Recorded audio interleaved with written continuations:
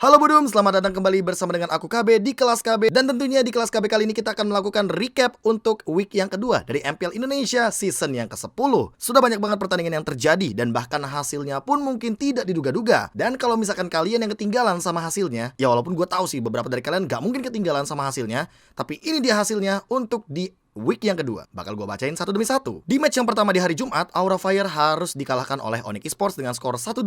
Lalu Alter Ego Esports menang melawan Rebellion Zion 2-1. Pada hari Sabtunya, Aura Fire yang baru saja menelan kekalahan match di hari yang pertama hari Jumat, langsung membalaskan melawan Bigetron Alpha dengan skor 1-2. Sementara Geek Farm harus ditelan matang-matang oleh EVOS Legends 0-2 pada match yang kedua. Dan di match yang ketiga ada Onyx Esports yang ternyata harus bertekuk lutut ketika berhadapan dengan sang raja RRQ Hoshi dengan skor 1-2. Pada hari Minggu di week yang kedua, secara mengejutkan Geek Farm menang 2-0 terhadap Rebellion Zion. Begitu juga kejutan datang dari last match-nya, yaitu adalah dari Bigetron Alpha yang akhirnya mencuri 1 poin dari sang raja yang kali ini juga menang dengan poin 1-2. Hasil tersebut tentunya membuat RRQ Hoshi sangat kokoh di puncak klasmen, disusul oleh Onyx Esports. Di urutan ketiga ada Aura Fire, EVOS Legends di urutan yang keempat, Alter Ego Esports di urutan yang kelima, Bigetron Alpha di urutan yang keenam, Geek Farm di urutan yang ketujuh, dan juga Rebellion Zion di urutan yang kedelapan. Sebelum kita ngomongin soal bagaimana teknis dan apa yang terjadi, mana sih kira-kira yang jadi moment of the match dari masing-masing match yang dihadirkan, dan gue hanya menghadirkan satu game saja, namun mungkin akan sedikit lebih spesifik seperti di match RRQ Hoshi versus Onyx Esports, karena ada beberapa momen, gak cuma satu tapi ada beberapa momen yang menurutku bisa kita pelajari dan bisa kita recap untuk nantinya kita lihat lagi perkembangan tim-tim kebanggaan Indonesia kita di minggu-minggu selanjutnya, sebelum nantinya kita akan mencari dua kan perwakilan buat M4. Tapi sebelum kita masuk ke kelas KB untuk nge-breakdown juga nih tipis-tipis bagaimana perjalanan para tim yang bertanding di week yang kedua, aku mau ngasih tahu beberapa hal dulu kepada kalian semua. Buat kalian yang masih aja main solo, nggak punya teman mabar, kalian bisa kok untuk sekarang nyari teman mabar karena udah ada aplikasinya di Lita. Kalian bisa lihat di sini, gua udah masuk ke dalam Litanya dan ini ada juga pilihan untuk Mobile Legends Bang Bang. Namun buat kalian yang belum download Lita, langsung aja kalian klik link yang ada di description. Itu kalian klik aja untuk di Android atau di iOS, download sekarang juga biar kalian nanti nggak bingung kira-kira aku mabar sama siapa ya, aku nggak punya teman mabar. Halah, sekarang itu udah nggak zaman lu main nggak punya teman mabar. Teman mabar itu ada di Lita, jadi tenang aja buat teman-teman yang pada bingung kalau nyari teman mabar ada di mana. Nah di sini kita bisa lihat nih ada gendernya, mau cewek apa cowok. Misal nih cewek ya kan, terus levelnya apa, gua maunya Mythical Glory, cakep ya kan. Role-nya, gua mau role-nya yang all roll, ciaelah. Tapi short dulu, karena gua kan orangnya perhitungan nih ya. Gua coba dari yang lowest price, jadi nggak begitu mahal-mahal banget. Dan kita bener-bener bisa filter semuanya. Fiturnya udah lengkap banget. Dan ini bakal kita cobain nanti di pertengahan dari kelas KB. Jadi buat sekarang kayaknya kita langsung aja deh masuk ke kelas KB-nya daripada kalian nunggu lama-lama. Tapi pokoknya jangan lupa untuk download Lita sekarang juga. First of all, gue mau bilang kalau seandainya thank you banget untuk MPL Indonesia mempermudah beberapa pekerjaan gue dengan membuat recap seperti ini. Dan udah ada gamenya, pembagiannya. Jadi kalian kalau misalkan mau nonton yang secara spesifik, ini udah bisa langsung kalian cek di MPL Indonesia. Subscribe jangan lupa, karena nanti kalian biar dapetin notifikasi ketika MPL berjalan. Dan langsung aja kita masuk ke match yang pertama, itu adalah Aura Fire versus Onyx Esports. Di sini adalah sebuah game comeback, game satu momen lagi yang lagi-lagi harus kita saksikan bersama-sama berkali-kali juga. Ada beberapa momen yang pengen aku tangkap di sini dari Aura Fire yang sebenarnya ke-trigger atau terpicu dengan bagaimana Onyx Esports yang melakukan teamfight di luar area teritorial dari pertahanan Onyx Esports. Menit ke-27, Lordnya didapatkan oleh teman-teman dari tim Aura Fire. Tapi kenapa mereka tidak bisa melakukan endgame? Ini yang pengen aku bahas adalah cara high ground defense dari Onyx Esports yang ternyata ini outstanding banget. Kita lihat pelan-pelan ya. Yang pertama, Aura Fire, Lordnya muncul dari mid lane, perlahan-lahan bergerak ya kan. Fluffy masih coba buat langsung engage, cewek. Like the final blow, skill shot keluar, Boots coba buying time. Dan ini dia momen yang sebenarnya lumayan mencuri perhatian gua, yaitu adalah melakukan team fight di luar area dari pertahanan base-nya Onyx Esports. Onyx Esports seolah memperhitungkan sekali bagaimana cara mereka untuk melakukan defense. Mereka sangat disiplin sekali untuk melakukan defense, dan ditambah dengan mereka memiliki Faramis. Ini kuncinya sebenarnya ada di Drian, yang dimana Drian ini ketika memiliki ultimate tentu akan mempermudah teamfight dari Onyx Esports untuk jangka panjang. Dan ini yang terjadi. Teamfightnya terjadi kocar-kacir di area dari jungle. Samohnya datang, coba buat memisahkan teamfight. Dan lagi-lagi, mungkin kita akan fokus sedikit kepada mapnya. Dan kita bisa melihat di sini bagaimana sosok dari cewek yang ada di bagian sini. Wah, dia bener-bener bebas banget. Otomatis tidak ada yang bisa meng-engage dia. Teamfightnya terjadi di dalam area jungle, di tengah-tengah kerumunan para monster hutan. Ada cult altar, ada Samo juga yang begitu tebal. High-nya sekarat dan bahkan dipaksa untuk mundur, bahkan sampai immortalnya pecah. Teamfightnya ini adalah teamfight 4 lawan 4. Jadi kondisinya memang lebih diuntungkan bagi teman-teman dari Onyx Esports karena mereka itu terpisah. Untuk Aura Fire-nya yang dipecah belah, Onyx Esports-nya menjauhkan posisi Aura Fire dari Lord. Kenapa? Karena ini udah di atas menit yang ke-18. Di atas menit ke-18 kita tahulah power dari Lord Evolve itu kayak gimana. Lord Evolve ditempel sama satu member Aura Fire aja nambahin 5% damage reduction. Kalau ditempel 5 pemain artinya 25% damage reduction. Dan itu akan membuat Lordnya makin kuat. Serta siapapun yang menyerang di samping Lord yang Evolve itu akan menimbulkan percikan-percikan petir yang mematikan dalam bentuk magical damage. Jadi makanya Aura Fire sengaja dipaksa teamfight di luar area teritorial yang penting sekali dari high ground, agar nanti dari cewek fokus aja udah nge-clear wave-nya, nge-clear Lord-nya, tuker sama high, disengage. Dan mereka masih bisa untuk melakukan defense. Tapi di sini Aura Fire ketika mereka tahu bahwa di sini kondisinya adalah 4 lawan 5, mereka mau mencoba untuk melakukan endgame. Mereka mencoba untuk mau nabrakin ke arah base-nya, tapi hasilnya Kabuki, Fluffy malah bisa dibilang berada dalam posisi yang tidak aman. Kabuki dipaksa untuk mundur. Dia juga langsung bisa dibilang menguras energi yang begitu banyak, mencoba untuk melakukan endgame untuk kedua kalinya. Tapi itu udah detik ke-43, sehingga wave minion muncul dan Onyx Esports berhasil untuk melakukan defense. Di sini posisinya 3 hilang dari Aura Fire, sehingga membuat teman-teman dari Onyx Esports seolah ini bukan pertama kalinya. Karena di season 9 juga mereka pernah melakukan comeback ini ketika berhadapan dengan EVOS Legends. Mereka langsung coba untuk nyerang ke arah bagian mid. Mereka tahu di sini Drian udah punya ultimate lagi seharusnya, karena cooldown reduction dari Faramis di menit-menit kayak gini udah 45% rata-rata. Udah punya Enchanted Talisman lengkap dengan item segala macamnya, dan gold laner atau marshman-nya adalah Brody. Jadi dia tipikal heavy damage, bisa dengan one shot-nya yang begitu tinggi damage dihasilkan ke arah turret. Dan lihat yang dilakukan oleh teman-teman dari Onyx Esports. Mereka mencoba untuk membagi team fight-nya. Samo nge-zoning out. Dan ini yang paling penting. Lihat yang dilakukan Samo. Ada yang notice? Dia thunderclap. Ya, di bagian bawah. Dia thunderclap. Dan dia memberikan efek disarm.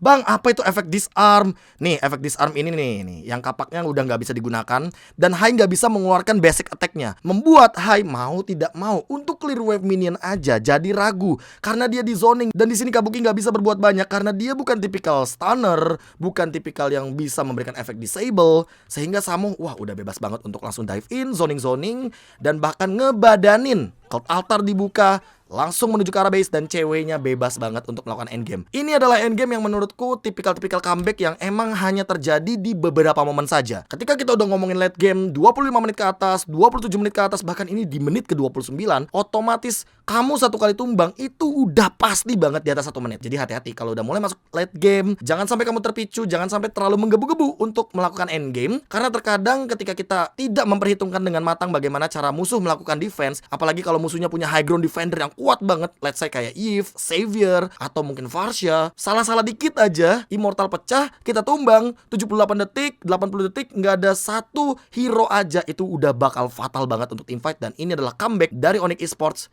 dengan cara yang dilakukan oleh Aura Fire secara paksa mau melakukan endgame, dan juga sebuah provokasi teamfight di area jungle dari Onyx Esports yang secara paksa dilakukan agar ceweknya bisa nge-clear wave minion dan Lord Evolve dengan tenang di area mid lane. Selanjutnya ada Alter Ego Esports melawan Rebellion Zion. Ini adalah match yang menurutku sangat timpang siur. Timpang siurnya dalam artian apa? Team fight-nya banyak banget miss moment yang terjadi, dan banyak banget juga setup yang menurutku agak sedikit nanggung dari kedua belah tim. Entah dari Alter Ego Esports-nya, entah dari Rebellion Zion-nya, kayaknya mereka lagi adrenaline rush, mereka lagi seru-serunya banget untuk merasakan gamenya. Ya feel the game lah, mereka udah bener-bener nikmatin gamenya. Tapi mereka mungkin tidak ada yang bisa ngestabilin atau menetralisir bagaimana cara mereka yang lagi menggebu-gebu. Dan menurut gua, dalam sebuah tim kita perlu ada yang reset satu aja. Jadi kita tenang lagi mainnya, ada target objektif lagi yang dikejar. Karena gini, ngelihat dari tim fightnya Alter Ego Esports versus Rebellion Zion, targetnya gue suka banget. Swallow yang jadi target, Sally Boy-nya juga bener-bener langsung incernya ke arah belakang. Terus cancellation-nya Udil, targetingnya on point banget. Tapi lihat di arah bottom lane-nya, ini semuanya bener-bener terbagi di arah bottom lane ketika melakukan team fight. Namun ada satu pemain yang menurutku sangat amat mengganggu bagi sosok dari Haze. Semua team fight terjadi di sini dan aduh ada yang lihat di sana? Yes, Leo Murphy yang membatasi pergerakan dari Haze karena harusnya Haze sadar kalau dia nongol sedikit aja, Natalia pasti bakal langsung mengincar ke arah backliner. Dan untuk ngomongin source skill, kita akan melihat bagaimana Pai dengan tipikal spammer, dia menggunakan Esmeralda, sangat tebal tentunya di ada depan. Udil juga tipikal spammer, dia cooldownnya sangat amat cepat. Dan di sisa beberapa pemain dari tim Rebellion Zion ini sangat amat mengandalkan yang namanya cooldown reduction skill shot. Val ini butuh banget yang namanya pergerakan untuk fataling. Jadi otomatis karena di sini Valnya tidak memiliki ultimate, ini yang bakal bener-bener fatal. Dia udah gak bisa terhitung dalam sebuah team fight. Dan karena Dairon juga tidak memiliki damage burst yang begitu tinggi karena udah pada punya item kayak Immortal juga di sini udah ready. Mau tidak mau team fightnya jadi tidak memiliki damage bagi teman-teman dari Rebellion Zion. Bisa memberikan efek stun, bisa memberikan zoning out, tapi hanya buying time saja dan ini langsung dimakan semuanya. Haze pun gak berani maju karena balik lagi akan di zoning out, akan bener-bener di hound oleh sosok Leo Murphy yang menggunakan Natalia. Dan ini bisa kita lihat Haze-nya hampir mendapatkan Leo Murphy. Namun itulah dia zoning out yang mungkin terkadang beberapa pemain itu tidak sempat untuk kepikiran dengan hero yang dia gunakan. Makanya ketika kita tuh menggunakan roamer, terutama roamer sih lebih tepatnya, terutama roamer yang biasanya itu bisa zoning-zoning, kayak kita ambil contoh ada Hilda, apalagi misalkan kita ambil contoh Natalia, Kadita yang flanking, yang ngincernya ke arah belakang. Dan jangan lupakan yang paling terpenting adalah targeting. Nanti kita akan belajar targeting yang lumayan banyak dari MPL Week yang kedua ini. Karena menurut gue di week yang kedua ini banyak banget momentum-momentum yang target picknya itu worth it untuk didapatkan, worth it untuk ditukarkan. Yang namanya roamer atau yang namanya Mobile Legends itu tidak jauh-jauh dari trade kill.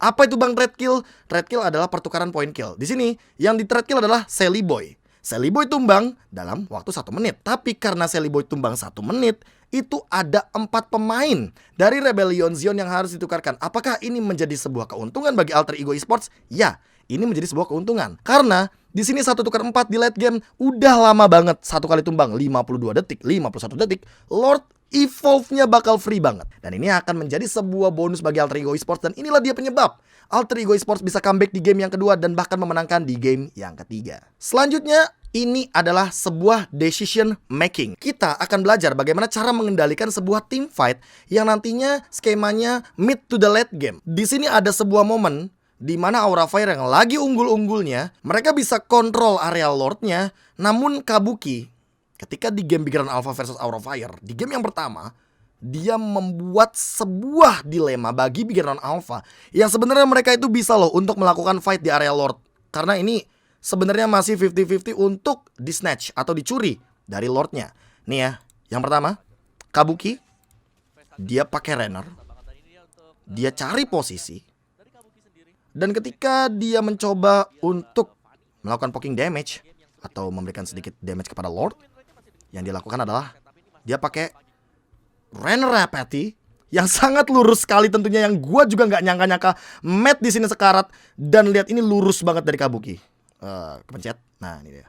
Renner Apathy. Apa yang harus dilakukan oleh Matt di sini? Mau tidak mau harus pulang. Iya nggak? Nah, inilah dia pelajaran yang gua tangkap dari MPL Filipina. Jadi MPL Filipina rata-rata pemainnya kalau udah di late game, mereka itu tidak akan ngambil yang namanya seperti nih Rock Ursa atau yang ijo-ijo. jungle-nya, monsternya. Mungkin di area Kramer juga lebih tepatnya nih. Di area Kramer itu di mana bang? Nih area Kramer tuh yang di sini nih. Ini nggak bakal diambil yang di bawah. Pokoknya yang monster-monster jungle hijau itu nggak bakal diambil sama mereka. Kenapa? Karena mereka fight di late game. Kalau kena damage kayak gini, daripada pulang, mendingan mereka ambil dari lifesteal.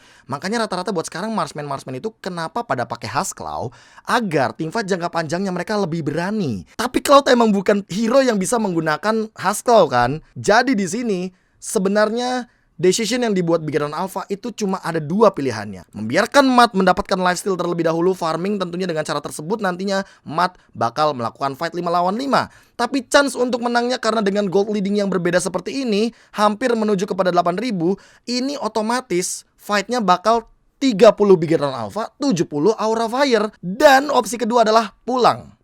Kenapa pulang? Karena ya balik lagi, mereka tidak bisa melakukan fight. Kalau melakukan fight, ya inilah yang terjadi sesuai dengan apa yang ada di dalam in-game-nya. Matt memilih recall, dilema kan? Aduh, tapi mereka lagi Lord.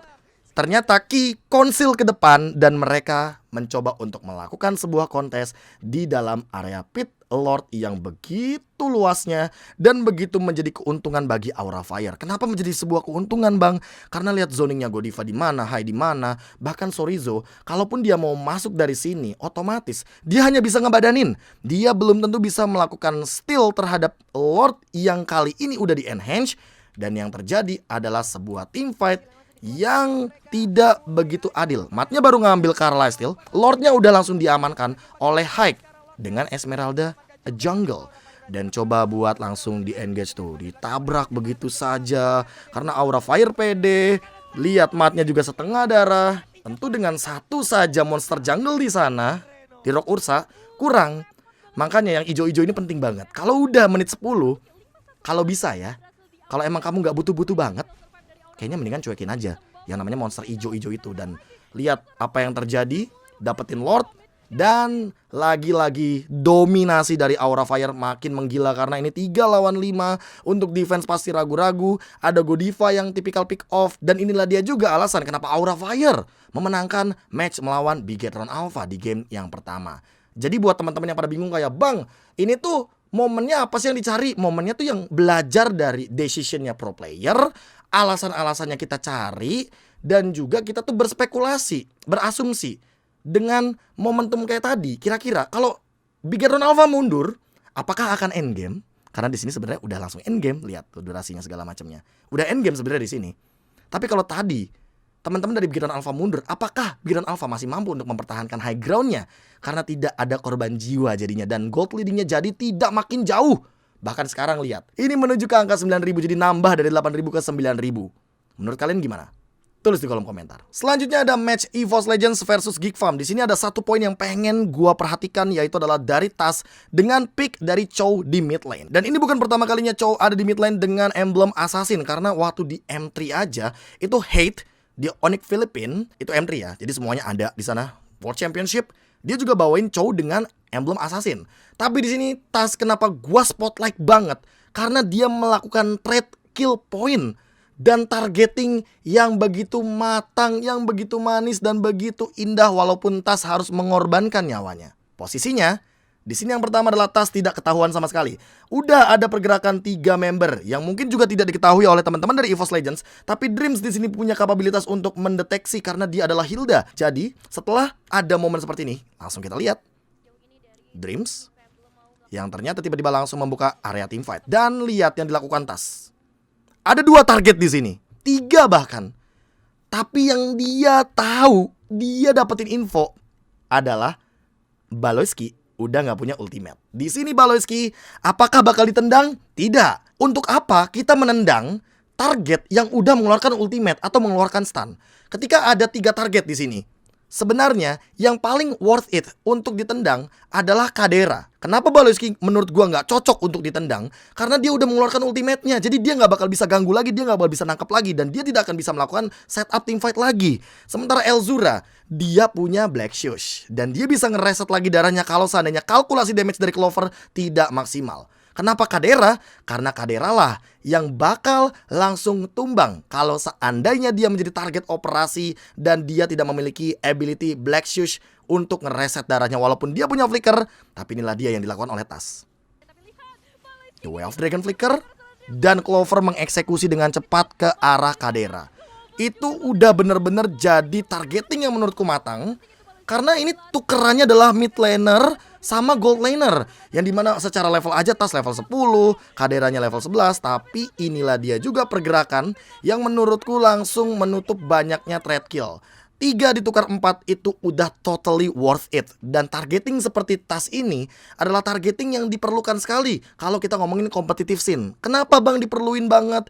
Karena kalau kamu tahu kira-kira siapa ya damage dealer terbesar dalam musuh kamu, kamu pasti bakal langsung target lockdown tuh. Targetin terus, kick terus pokoknya. Ada kepalanya dikit, ada orangnya dikit, ujungnya tendang. Ada Beatrixnya nongol dikit di area laning phase, flicker, ulti, tendang lagi. Dan itu yang namanya targeting. Selalu targetkan yang kira-kira kalau kita mati, kita bawa musuh kita satu dan kita tetap untung. Ini dia salah satu contohnya. Dan ini dia match yang tadi gua sempat bilang bahwa kita di sini akan sedikit agak berbeda, karena di sini ada 2 momen yang menurut gua akan gua bahas dan gua sedikit breakdown. Jadi di pertandingan Onyx Esports versus RRQ Hoshi di game yang ketiga, ini adalah pertandingan yang bener-bener kayak seolah-olah hidup mati udah rasa grand final parah. Team fightnya seru banget, macro play banget mainnya. Tapi sebelum kita bahas ini, kalian mau gua kasih tahu sesuatu dulu. Kalian penasaran? Check this out. Sebelum lanjut untuk match selanjutnya yang bakal gue recap, di sini gue pengen ngejelasin lagi nih soal aplikasi Lita. Yang tadi gue jelasin di awal, sekarang gue mau langsung mabar sama ini, kayaknya untuk Kamiki ini mau gue kerjain. Dia bakal gue suruh buat ngepredik MPL season 10 buat week yang ketiga. Jadi prediknya bukan dari gue. Kali aja buat kalian yang mau predik juga di in-game, nanti kita ikutin aja nih. Kira-kira Kamiki bakal ngepredik siapa-siapa aja yang bakal menangin untuk MPL season 10 week yang ketiga. Let's go, kita order dulu nih kan. Udah dijelasin tuh, 1 match aja langsung order sukses, langsung ada notifikasi. Dan kalau begitu kita langsung masuk ke dalam in-game biar kita ngobrol langsung sama kakak Mikinya. Halo Kak Miki, mana suaranya? Halo. Oh gila. Nih Kak Miki, aku mau tanya dong Kak Miki, kan kita mau main bareng nih. Tapi Kak Miki tuh ngikutin ini nggak Kak? Ngikutin MPL nggak Kak? Ada dong. Oh iya, ngikutin MPL. Iya. Coba Kak tebak Kak, sekarang tuh MPL season keberapa Kak? Ke-10. Wih. Kan akhir-akhir ini suka nonton. Kakak suka nonton sendiri apa ada teman nontonnya Kak? Sendiri.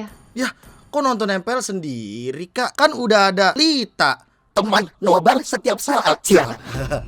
Salah ya. Temen mabar ya harusnya ya. Tapi Kak, pernah gak sih kayak ada yang order tapi kayak dia tuh nanya, Kak, aku nggak mau mabar Kak, aku maunya nobar aja, nobar MPL gitu contohnya. Oh, itu bisa kok. Bisa banget, Kak. Jadi bisa banget ya kalau sama Kak Miki ya kayak gitu ya. Oke, kali aja ada budum-budum aku atau teman-teman aku nanti mau nonton MPL juga Kak, cuma gak ada temennya, jadi dia malu-malu. Bisa, nanti order aja ke Miki.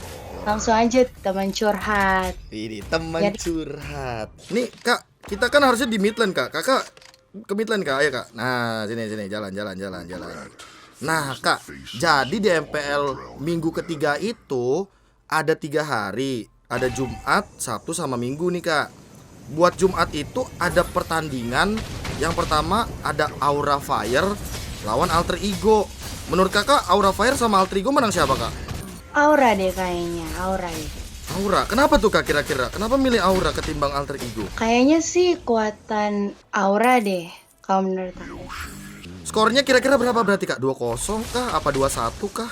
2-0 deh, 2-0. Wah, match keduanya nih Kak, match yang lumayan seru sebenarnya dan lumayan ditunggu-tunggu sama beberapa sobat Land of Dawn. Soalnya ada pertandingan EVOS Legends lawan Onyx Esports. Wah, keren. Wih, gila, ini belajar dari MPL Kak, bener. Jadi EVOS Legends sama Onyx Esports kira-kira menang siapa Kak menurut Kakak? Onyx. Tapi kalau skornya berapa tuh Kak? 2-1. 2-1, tapi yang menang Onyx Esports gitu ya Kak ya? Iya. Rebellion Zion sama Aura Fire kira-kira milih siapa dan berapa-berapa Kak? Aura lagi dong. Aura lagi? 2-0 lagi. 2-0 lagi. Aura Fire sih full senyum kayaknya ya. Dipredik sama Kamiki. Ini untuk match selanjutnya ada Bigetron Alpha lawan Alter Ego. Kira-kira menang mana tuh Kak? Bigetron sama Alter Ego. Alter Ego deh, Alter Ego. Alter Ego. Berapa-berapa tuh Kak kira-kira Kak? 21. 21. 21 Iya, Alter Ego. Oh, tenang. Ada Atlas. Mau nggak? Perang kita. Itu dia. Let's go. Woi. Tidak ada. Maju terus. Urusan belakang. Kena nggak kena? Maju dulu. Ada lele. Maju lagi. Oh, kejar terus. Wah, udah pulang dia ternyata. Aduh. Nah, tapi nih Kak, ada lagi nih Kak, pertandingan terakhir hari Sabtu Kak. Ini pertandingan yang sudah dinanti-nantikan di semua multiverse. Ada RRQ Hoshi lawan EVOS Legends Kak. Ini kan hitungannya El Clasico gitu Kak. Kira-kira menang siapa Kak kalau misalkan ngelihat dari pertandingan terakhir di hari Sabtu Kak? Aduh, pilihan yang sulit ya. Wih, bener Kak, ini dua tim yang menurut aku juga sangat luar biasa sekali performanya loh. Hierarki. RRQ, berapa Kak? 2-0. 2-0 RRQ ya Kak ya? Oke. Ih, harus hierarki. Harus RRQ katanya. Oke. Karena Karena kenapa Kak? ada idola Mickey. Siapa tuh kalau boleh tahu Kak? Kakak ada sosok idol gitu atau panutan dari pro playernya siapa Kak kira-kira Kak? Lemon. Lemon. Itu udah kayaknya aku aja yang laki-laki mengakui gameplaynya itu emang udah di luar nalar. Dan hitungannya juga karena dia udah sangat legenda ya, udah jadi legenda hitungannya. Dia itu emang sangat diminati oleh kaum Hawa ataupun Adam ya kan. Wah, kita ke hari Minggu kalau begitu, hari libur kita ya kan. Geek Farm versus Onyx Esport Kak. Onyx 2-0. 2-0. Terus match terakhir kita ada RRQ Hoshi lawan Rebellion Zion. Pilih siapa Kak? Ini kayaknya Ya, RRQ. RRQ ya kan. Nah kan bener RRQ lagi. Sep. Tetap 2-0. Tetap 2-0. Oke Kak Miki, thank you banget. Tadi udah mabar, seru banget. Dan thank you juga udah memberikan prediksinya terhadap MPL Indonesia season ke-10 untuk week yang ketiga. Ini buat teman-teman juga nih, buat yang kepo juga. Ini Kak Miki beneran gak sih bisa nemenin aku buat nobar MPL ya kan? Kalian langsung aja nih dicurhat nih, teman curhat ya kan, dia ada di sana. Kalian bisa order 2 kali kalau misalkan pengen nonton yang sejam atau pengen ngobrol yang sejam. Nanti langsung kalian ngobrol-ngobrol sama Kak Mikinya, biar kalian itu kalau nonton MPL online kagak sendirian. Kasian banget sih lu pada, ya gak Kak Miki? Iya. Mau jomblo atau tapi kalau udah punya pacar, tanya pacarnya dulu ya. Nah, jadi setelah kita prediksi bareng Kak Miki tadi, langsung lanjut kalau begitu kita akan melihat bagaimana pertandingan dari Onyx Esports dan juga RRQ Hoshi dengan Lemon dan macro play-nya dengan IQ Lemon yang di atas rata-rata. Check this out. Memberikan efek slow. Dan mungkin kalian bertanya-tanya kenapa Bang Lemon mengeluarkan ultimate padahal belum ada teamfight. Lihat cewek barusan loncat dan dia sudah mengeluarkan ultimate-nya. Ini adalah sebuah ultimate yang sengaja dikeluarkan oleh Lemon secara paksa agar nantinya source skill yang dimiliki oleh teman-teman dari Onyx Esports itu udah nggak ada lagi. Secara garis besar, kalau kita ngomongin soal teamfight, ini adalah real world manipulation yang bisa aku bilang sangat sempurna karena ada tembok di sini. Siapa yang mau nangkep Lemon? Kairi sebenarnya bisa nangkep Lemon, tapi kalau dia loncat ke arah depan, Finn dan kawan-kawan tentu akan menangkap sosok Kairi karena dia nggak punya source skill lagi. Kita tahu lah buat sekarang, kalau misalkan Kairi loncat dengan enhance chain, dia cooldown skill shotnya. Dan otomatis kalau skillnya cooldown, ya dia nggak bakal bisa melakukan immune dengan skill 2 enhance-nya. Jadi dengan teritorial yang dibuat oleh Lemon di sini, dia benar-benar tidak akan tersentuh sama sekali oleh teman-teman dari tim Onyx Esports. Perfect situation, perfect zoning out, dan ini membuat Skylar-nya bebas. Bang, kenapa dari Lemon ke tiba-tiba Skylar? Kalian lihat di cewek itu lingkaran hijaunya udah nggak ada ya. Dan bahkan ini ada beberapa source skill juga yang harus keluar, beberapa dash, retribution, dan juga beberapa battle spell yang harus dalam keadaan cooldown juga. Ya walaupun sebelumnya udah cooldown, tapi lihat bagaimana cewek mengeluarkan ultimate-nya. Yang artinya ketika cewek udah mengeluarkan ultimate, kalau diadu baku hantam, Iritel melawan 1-1, apalagi 1-1-nya belum mengeluarkan ultimate, Skylar totally safe di sini untuk melakukan teamfight dengan inspire dia yang ready. Itu satu alasan kenapa Lemon membuka ultimate dan tanpa adanya minion di dekat dia. Dan bahkan minionnya belum masuk, baru lordnya di ujung jalan. Dengan movement kayak gini, Setidaknya Lemon memaksakan satu ultimate aja udah keluar. Itu udah worth it banget. Dan itulah dia yang dipilih sama Kairi untuk mundur ke arah belakang. Sun sampai ngeluarin ultimate. Dan udah, nggak ada cloud altar. Alhasil tim fightnya jadi lebih berani RRQ Yoshi. Mereka bakal bisa untuk mendobrak 3 lane dengan menggunakan super wave minion karena udah nggak punya ultimate lagi. Cewek nggak punya heavy crossbow, nggak bisa burst Albert. Otomatis Albertnya bakal strong di lini depan. Dan tentunya cewek juga nggak bakal bisa burst down ke arah belakang. Jadi Albert udah bener-bener jadi garda terdepan. Finn juga nggak ngeluarin satu time journey-nya. Dan disengage-nya bener-bener disiplin sekali dari RRQ Yoshi karena mereka memperhatikan late game mereka yang sudah bener-bener evaluasi. Belajar dari apapun kesalahan mereka untuk beberapa match-match yang sudah mereka jalani. Dan itu baru satu. Makanya di sini aku mau bahas yang keduanya, yaitu adalah di penentuan Lord yang kelima. Melihat bagaimana Lemon nge-trigger ultimate musuhnya. Lemon, lagi dan lagi, Keyboy, Sans juga keluar. Dan di sini dia tahu real world manipulation. Ceweknya langsung ultimate. Itu dia yang dicari sama Lemon adalah cewek melakukan ultimate. Udah nggak ada lagi. Karena apa? Karena kalau cewek udah melakukan ultimate, otomatis Skylar di sini bakal bebas banget untuk menghindari semua serangan dari cewek. Dan tentu otomatis cewek tidak akan bisa masuk asal-asalan ke dalam kotak dari real world manipulation karena ini adalah sebuah tembok yang memisahkan dari Keyboy, Kairi, Sans, dan juga sosok dari ceweknya yang tentu dia adalah damage dealer utama yang memerlukan dua supportnya dia. Team fightnya tentu bakal terbagi menjadi dua gara-gara tembok doang dengan teritorial dari real world manipulation. Cewek udah ultimate, R7 coba buat buying time tapi ini langsung ditabrak balik. Dan yang terjadi adalah sebuah kill terhadap R7 yang memang immortalnya dipecahkan. Time journey tidak bisa menahan. Finn down tapi dia tetap masih punya immortal dan masih punya vision. Di sini Sans tumbang immortal ditukarkan. Finn down udah gak punya immortal lagi. Habis itu Skylarnya mundur. Dan inilah dia yang terjadi dari Onyx Esports yang menurutku sendiri ini adalah sebuah tanda tanya. Mereka hampir mendapatkan Keyboy tapi Keyboy masih bisa heal up. Mereka coba tarik ulur tim fightnya, tapi mereka harusnya memperhitungkan bahwa di sini lawan mereka adalah Albert dengan Balmond. Balmond di late game itu seolah-olah punya dua retribution. Dan apa sih bang kontes untuk retribution sama ultimate-nya Balmond? Itu R7. Sebenarnya Direct Jungle itu bisa banget untuk diadu dengan Balmond Jungler. Tapi balik lagi, Balmond emang lebih optimal. Makanya aku bilang, Balmond ini perfect jungler. Dan disinilah dia momennya ketika real world manipulation dari Lemon memicu banyaknya member dari Onyx untuk maju mengejar dia. Sebenarnya yang dilakukan oleh Onyx Esports di sini udah aku bilang bener. Aku acungi jempol. Namun sayangnya, next step dari Onyx Esports adalah mereka ragu untuk mengejar Lemon. Dan mereka melanjutkan Lordnya. Padahal seperti yang kita tahu, ini Albert. Dia ada lethal counter, dia ada retribution, dan Skylar sengaja mendistract di bagian mid lane agar di sini teman-teman dari Onyx Esports takut kalau seandainya nanti mereka akan di split push. Seolah-olah ini adalah sebuah keuntungan ketika mereka RRQ Yoshi memegang super minion.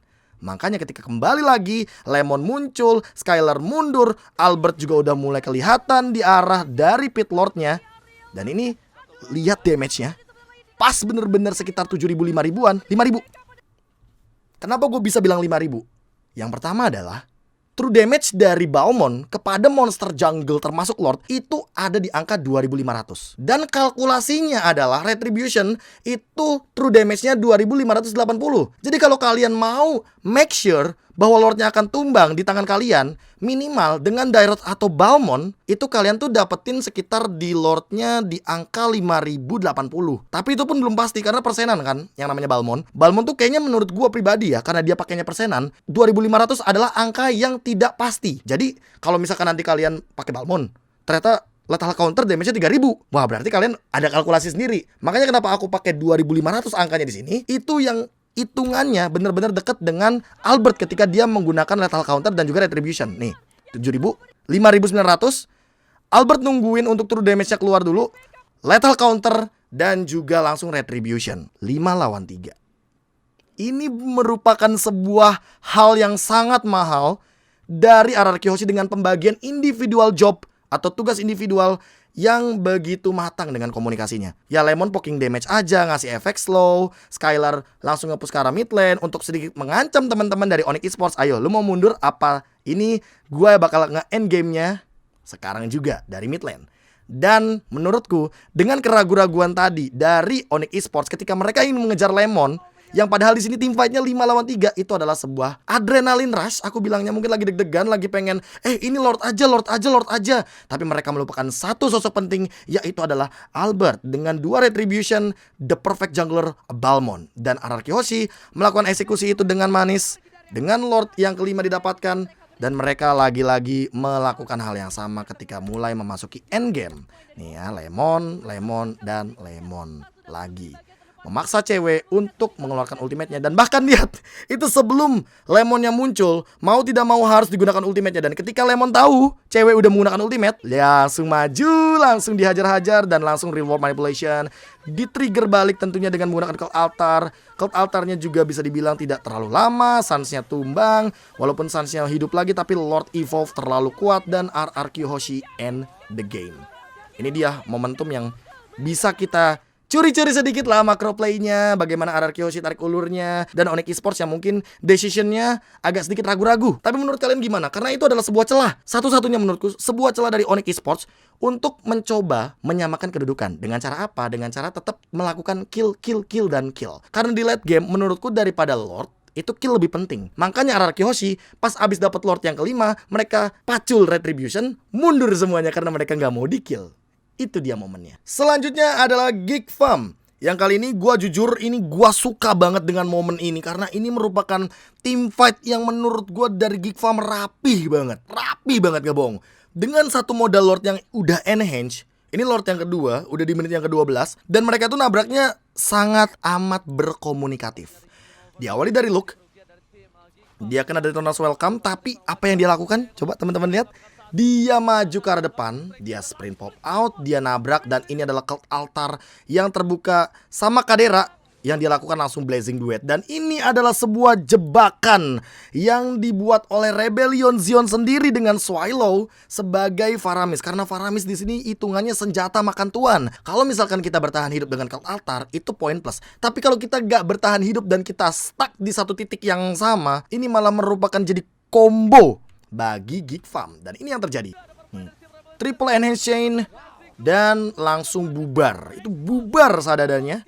Karena memang udah nggak punya durability apa-apa lagi, tidak memiliki bagaimana cara untuk melakukan defense di bagian base dari Rebellion Zion. Udah nggak ada cult altar, udah nggak ada durability, udah nggak ada ability juga untuk melakukan clear wave karena haze-nya di sini juga sudah selesai dengan ultimate-nya. Lihat di sini, udah nggak ada ultimate dari haze.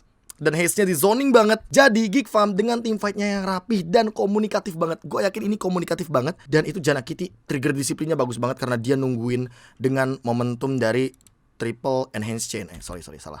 Ini di sini nih. Lihat ya. Tuh kena tiga-tiganya. Swallow down, fall down, Fearless menyusul. Itu udah bisa dibilang gila. Itu inisiasinya indah banget. Dan Luke hanya menjadi pure bait, hanya menjadi umpan di depan agar blazing duetnya dari Kadera itu benar-benar membuat efek dari cult altar tidak menyala sesempurna mungkin. Dan inilah dia untuk pertandingan terakhir di hari yang terakhir juga. Untuk penutup di week yang kedua yaitu adalah RRQ Hoshi melawan Bigetron Alpha. Ini adalah yang namanya threat skill shot. Karena di sini Lemon bener-bener membeli banyak sekali ultimate dari Bigetron Alpha.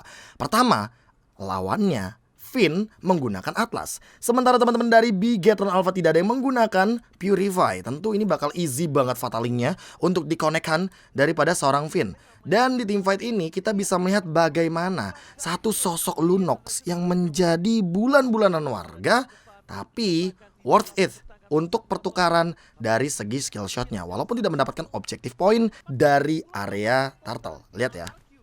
Yang pertama, reward manipulation dibuka. Moreno udah nggak ada ultimate. Max masih nyimpen ultimate, tentu masih ada heavy spin. Ki udah level 4, masih nyimpen ultimate. Finn dan R7 di sini berbagi tugas. Lihat, Lemon digigit sama Ki.